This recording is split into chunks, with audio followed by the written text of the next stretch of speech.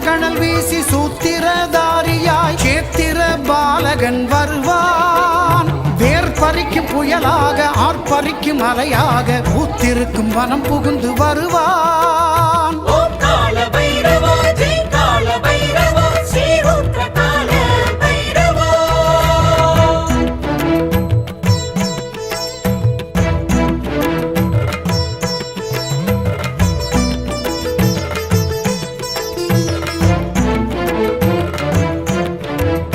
மந்திர தந்திர எந்திர ஏவலை பந்தாட பைரவன் வருவான்.